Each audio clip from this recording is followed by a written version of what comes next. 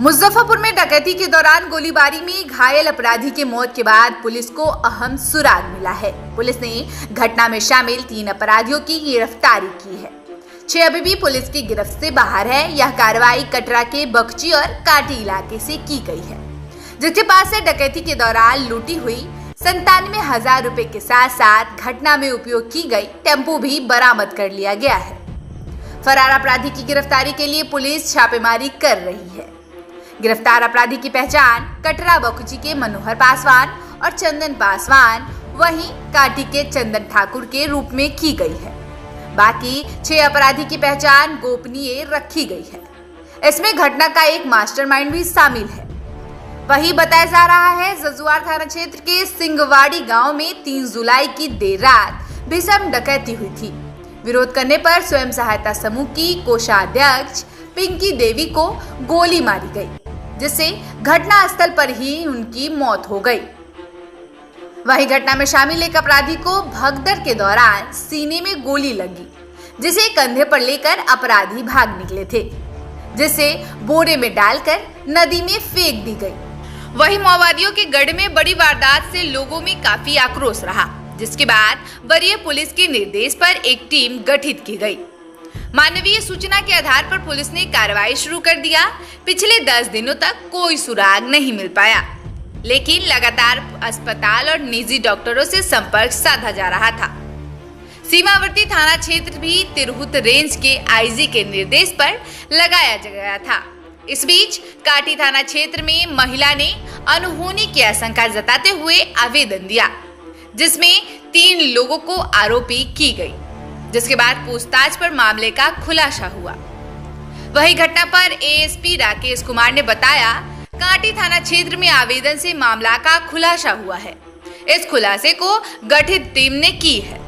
जजुआर इलाके के सिंगवाड़ी में जो घटना घटित हुई थी, उसमें डकैती के दौरान महिला की गोली मारकर हत्या कर दी गई थी, जिसमें 3 गिरफ्तारी किया गया है।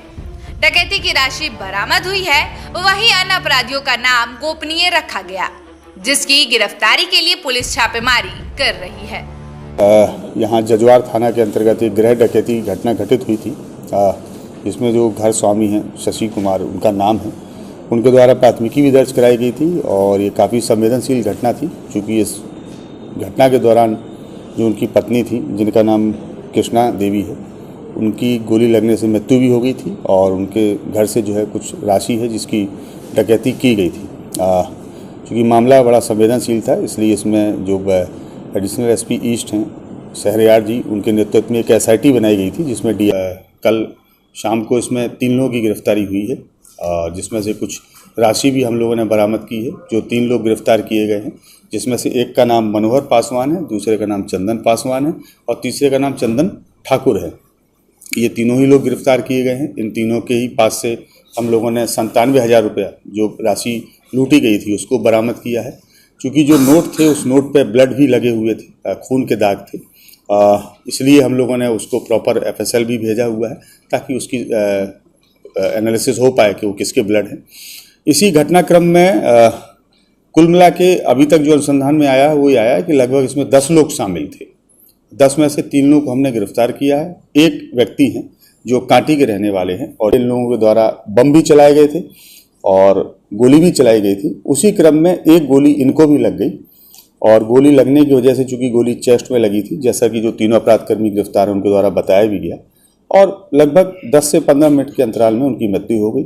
ये लोग उनके शव को लेकर वहाँ से आए और बगल में एक जगह थी जहाँ ये लोग इकट्ठे हुए थे, वहाँ पर उनके शव को बोरे में रखा। इसमें जो एक अपराधकर्मी है चंदन ठाकुर, ये ब्रह्मपुरा के रहने वाले हैं और पेशे से ये ऑटो ड्राइवर हैं, और ये अपना ऑटो लेके गए थे और उस ऑटो में उन्होंने बोरे में शव को रखा और शव को बाद में एक नदी में फेंक दिया। हम लोग कोशिश कर रहे हैं बॉडी को खोजने की। तो इसमें जो चौथे अभियुक्त थे सकल साहनी, और इसके अलावा जो उनकी धर्म पत्नी हैं, उनके द्वारा काटी थाने में इसमें एक प्राथमिकी भी दर्ज कराई गई है उनके गुमशुदा को लेकर 3 लोगों के विरुद्ध नामजद। तो हम लोग उसको भी इन्वेस्टिगेट कर रहे हैं। इन लोगों का आपराधिक इतिहास हम लोग खंगाल रहे हैं। इसमें से जो चंदन ठाकुर हैं और चंदन पासवान हैं, ये लोग पहले एक बार जेल गए हैं मद्य निषेध से संबंधित कांड में।